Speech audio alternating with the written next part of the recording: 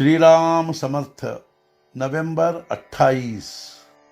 भगवान को देखने के लिए अपना अंतःकरण शुद्ध करे।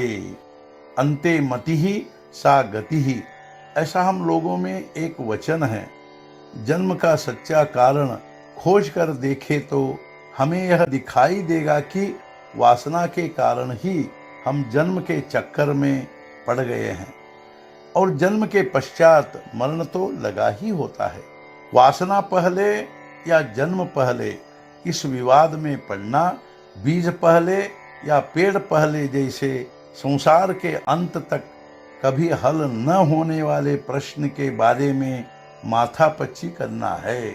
हम यह देखें कि हमें अटक कहाँ होती है, विषय में ही हम उलझे रहते हैं। यह छोड़े, यह देखें कि असत्य में से ही सत्य कैसे जाना जा सकता। हम छाया देखकर यह समझ लेते हैं कि यहाँ से कोई गया है, वैसे यह संसार रूपी छाया है। इसके पीछे सत्य का अधिष्ठान जो ईश्वर है, हम उसे जान लेने का प्रयत्न करें। हमारी आंखों पर विषय की मस्ती छाई हुई है, इसलिए घट घट में व्याप्त भगवान हमें दिखाई नहीं देता। उसे देखने के लिए विशेष दृष्टि प्राप्त करनी पड़ती है। हम अपना अंतरंग साफ कर ले तो वैसी दृष्टि आएगी। हम यदि किसी स्त्री की ओर देखने लगे तो जैसी हमारी वृत्ति होगी वैसी वह हमें दिखाई देगी। जो कामी होगा उसे वैसे दिखाई देगी और जो सात्विक होगा उसे वह ठीक माता के समान दिखाई देगी। जब तक हमारा अंतःकरण शुद्ध नहीं होगा तब तक हमें भगवान सर्वत्र दिखाई नहीं देते। भगवान को सर्वत्र देखे तो यह भी देखे कि वह हम में भी है।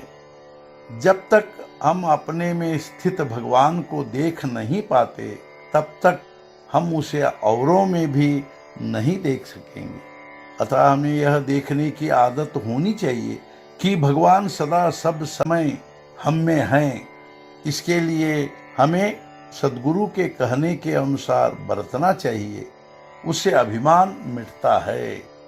संतों का थोड़ा सा आक्षेप जो कर्म मार्ग के प्रति है वह इसलिए कि कर्म करने से अभिमान आता है, जबकि इसके विपरीत गुरु की आज्ञा के अनुसार चलने से वही अभिमान नष्ट होता है।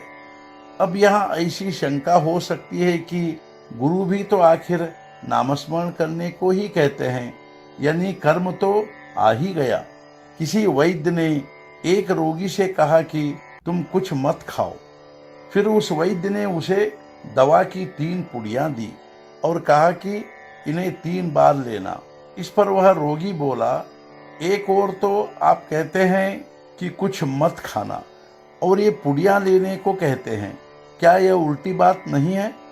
इस पर उस वैद्य ने कहा, पहले जो अजीर्ण हुआ है उसका नाश करने में ये पुड़िया काम आएगी। उसी प्रकार गुरु हमें नामस्मरण करने को कहते हैं सो पहले के विषयों का अनुभव नष्ट करने के लिए। वही सच्चा गुरु है जो हमारी विषय वासना को कम करके हमारे भीतर नाम का प्रेम उत्पन्न कर दे। आज का मुख्य विचार, गृहस्थी और परमार्थ की दुश्मनी देखकर संतों ने समन्वय करने का प्रयत्न किया। नामस्मरण करते करते गृहस्थी करना ही समन्वय है। सद्गुरुनाथ महाराज की जय। जय जय रघुवीर समर्थ।